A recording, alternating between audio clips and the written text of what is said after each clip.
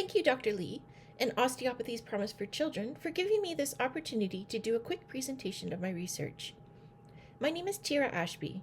I'm a Canadian chiropractor and osteopathic practitioner. My presentation today reviews a couple of the findings from my thesis on the role of water in the body. My main question was, are Dr. Sutherland's concepts in cranial osteopathy validated by emerging scientific theories? This question came to me in 2012 while attending a presentation by Dr. Gerald Polak, a biophysicist from the University of Washington. Dr. Polak's lab studies the unique property of water to spontaneously organize into a more gelatinous form of water when it encounters interfaces, such as membranes or biomolecules. He calls this new state the fourth phase of water. I was struck by the thought that most, if not all, of the water in a human body must be close to an interface, and therefore must be this unique structured form of water. Dr. Sutherland also pointed towards distinct properties of body fluids. In 1948, he started describing the fluids within the body as having an intelligence, spelt with a capital I, to signify it was influenced by something greater than human mentality. Together, these two men have inspired my exploration into the dynamic role of fluids in living systems, creating a new vision of the human body that I call the quantum body. During my exploration of water research, three interesting concepts emerged that appear to validate Dr. Sutherland's experience engaging with the fluids in the body. The concept of wholeness. In other words, the body behaving as a single, coherent system. Instantaneous transmission of information, or avenues of information conduction within the body that allow for systemic regulation. And biological coordination at the cellular level.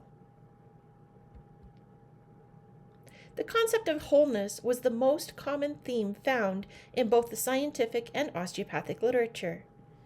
Science defines wholeness as the coherent state of the living liquid crystalline matrix. The liquid crystalline matrix is a continuum of extracellular and intracellular matrix proteins and their associated water molecules that operates as a functional unit. Collagen is the most abundant protein found in living systems, comprising 80% of all connective tissue. The unique directional orientation of triple helical collagen fibers spontaneously organizes three populations of water molecules.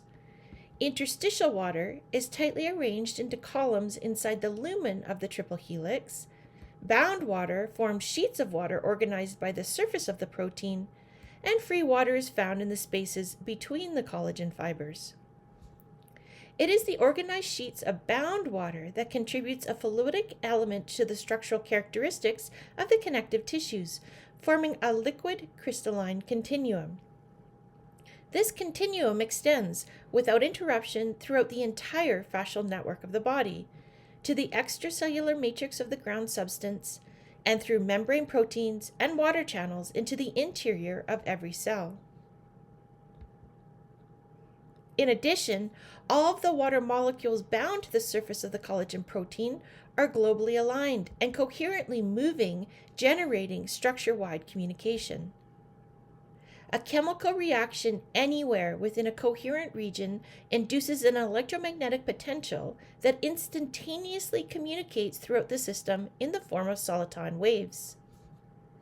Water molecules within the system resonate at the frequency of these soliton waves, and training any associated biomolecules to resonate at this coherent frequency, thereby converting the electromagnetic potential into the energy required for cellular metabolism at close to 100% efficiency and without the exchange of energy or matter. Dr. Bonnie Gintis suggested the term fluid body implied this quantum coherent state of liquid crystalline water. It is akin to raindrops falling on the ocean, each drop becoming indistinguishable as it merges and resonates with the collective whole, creating one giant drop that is breathed. However, the fluid body is more amoebic than fluidic. It feels like a bag of intelligent protoplasm, coherently moving as a whole without anatomical segmentation. If, during palpation, you have the sensation that you are bobbing in the water on the surface of the ocean, then you are only surfing on the outer layer of the fluid body. Here, there's a limited sense of the spark of intelligence and vitality that ignites the whole fluid body, just like there is a limited sense of the wonders of the ocean until you drop below its surface. To contact the power and magnitude of the fluid body, you need to drop into the center of the being. It is here where this gelatinous fluid behaves like an entire ecosystem into itself. The second concept that emerged from the research was instantaneous transmission of information. Scientists have identified 3 contiguous layers of information transmission at different speeds through biological fluids. The instantaneous communication through quantum entangled water molecules, extremely rapid proton transmission through organized columns of structured water, and linear charge transportation through the neurological system. Quantum entanglement is a special communication between correlated objects outside the parameters of space and time. It is analogous to teleportation, a near instantaneous, non-linear transfer over large distances. Quantum entanglement of coherently oscillating water molecules in living matter suggests a non-trivial role in energy and information transportation instantaneously over large distances. Dr. Sutherland described liquid light as the transmutation of the breath of life into a potency that illuminated the global body physiology through the fluids. Liquid light may represent biophoton emission disseminating through the quantum entangled water molecules to light up the entire fluid body. On the other hand, the columns of interstitial water aligned in the lumen of the helical collagen fibers supports the non-linear transfer of positive charges in the form of protons. Let's look again at our collagen fiber.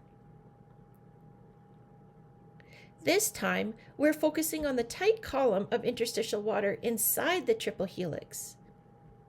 As one proton joins the column, a second proton exits the chain at the other end, reminiscent of Newton's cradle of alternative swinging balls.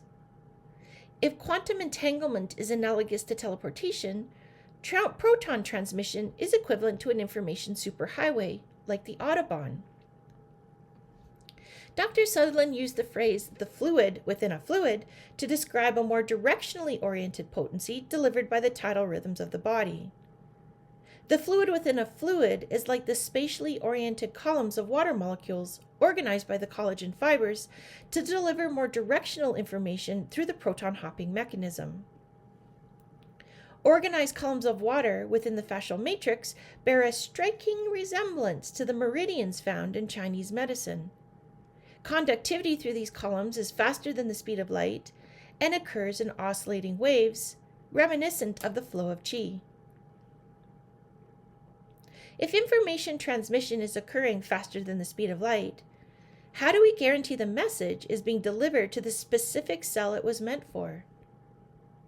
Research indicates the nervous system is not the purveyor of information impulses, but the dampener that slows impulses down for delivery to target cells. It is comparable to exiting the Autobahn and slowing down on neighborhood streets in order to pull into your own driveway. The third main concept to emerge from the research was biological coordination. Biological coordination is the conversion of the extracellular matrix between a gelation and solation state, and is dependent on calcium ions and their organizational influence on water. Extracellular gelation is the resting state of tissues. The matrix contains an abundance of calcium ions, resulting in a reduction in water molecules. During cell activation, the extracellular matrix loosens and expands, encouraging a massive influx of water that repel the calcium ions, creating a solation state. Our very own Dr. Paul Lee postulated that the palpable phases of primary respiration were a natural rhythmic interchange between a gel and cell state in the tissues.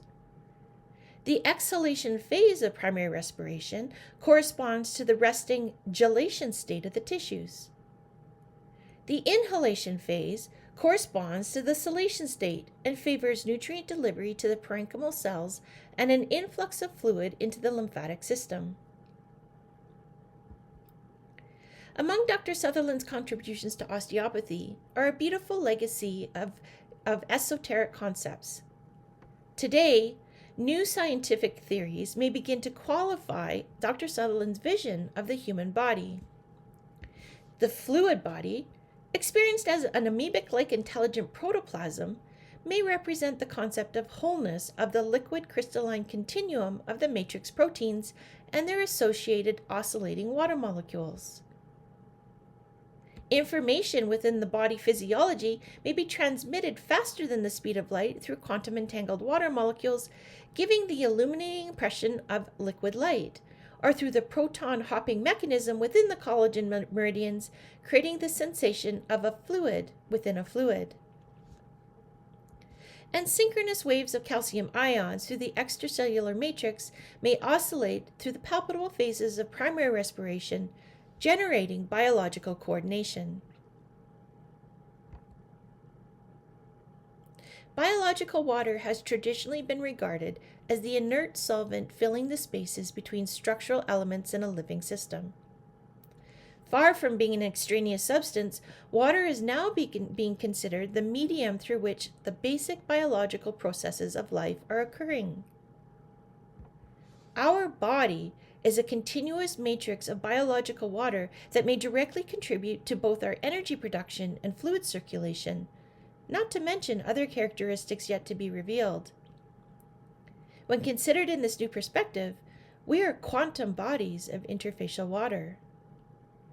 If this was the fluid that Dr. Sutherland was referring to, it was no wonder he appreciated it as intelligent, spelt with a capital I.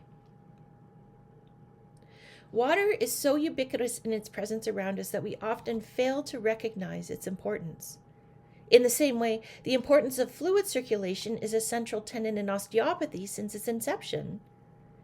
It's not about reinventing the wheel, but rather reorienting our viewpoint to include the fluids. Our current medical system is based on an outdated understanding of human physiology, and therefore is at a tipping point. As a profession, we are uniquely positioned to amend this trajectory and usher in a new paradigm of health and healing. Thank you for joining me on this quick exploration. It was my hope that this will inspire a greater reverence and inspiration for the intelligence of the tide. If this topic is of interest to you, I have a much more detailed pre-recorded presentation called Osteopathy in the Quantum Body that you can find on my website. Thank you.